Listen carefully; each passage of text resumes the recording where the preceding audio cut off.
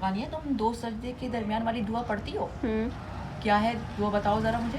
वो है ना, अल्लाहुम्मा मग़फ़िरली वरहमनी वाहदिनी वआफ़िनी वरज़ुक़नी वजबुरनी वरफ़अनी वरज़ुक़नी। अल्लाहुम्मा ग़फ़िरली वरहमनी वजबुरनी वरफ़अनी वाहदिनी आफ़िनी वरज़ुक़नी। ये हम 6 चीज़ें मांगते हैं अल्लाह ताला से जब हम सजदे में बैठते हैं ना।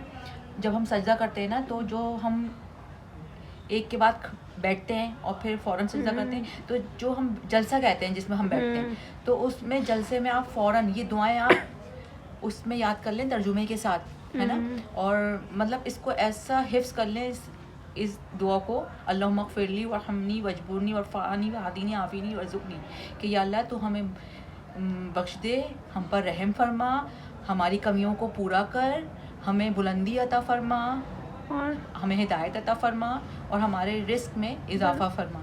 तो आप ये इतनी हिफ्ज़ कर लें कि जब आप जलसे की हालत में बैठें तो फ़ौरन ये दुआ फटाफट पढ़ के फ़ौरन दूसरा सजदा कर लें।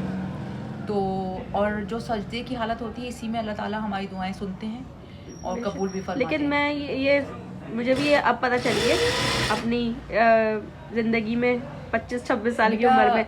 लेकिन ना मैं ये सोचती हूँ कि ये जो हम लोग सिखाते हैं ना जब नमाज, तो हमें ये सिखानी जब भी चाहिए, क्योंकि आप नमाज सिर्फ रटी रटाई पढ़ रहे होते हो ना, आपको पता होता है। मैंने अपनी नमाज़ पढ़ने में इतनी चेंजिंग करी है कुरान शरीफ को। मैं 12 साल से कुरान शरीफ को मैं तर्जुमे के साथ पढ़ रही हूँ।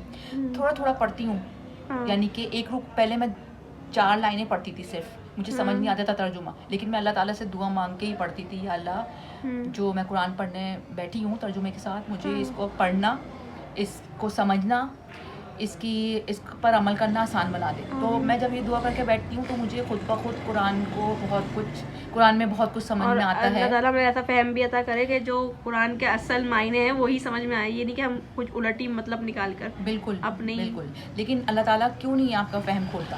कुरान जो है जिंदा कलाम है अल्लाह का, उसको हमें ऐसे ही पढ़ना चाहिए जैसे अल्लाह हमसे बात कर रहा है ना।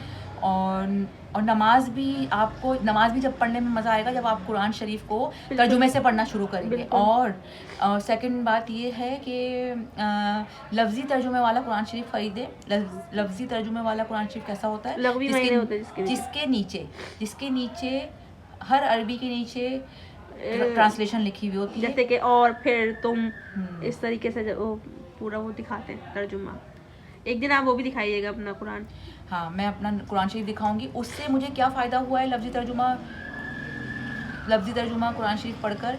मुझे इससे ये फ़ायदा मिला है कि मुझे बहुत अरबी आसानी सब समझ में आती है। जो मैं दुआएं मांगती हूँ मैं उसका मतलब अख़ज़ खुद कर लेती हूँ अच्छी तरीके से, और जब मैं टैली करती हूँ तो वो बिल्कुल सही मायने होते हैं उसके, अल्हम्दुलिल्लाह। ज़ाहिर बात है 12 साल से पढ़, और ये इस जिद्दोजहद में ना लगें, इस फ़ख्र में ना लगें कि मैंने इतने कुरान ख़त्म कर लिए तो इतने कुरान ख़त्म कर लिए।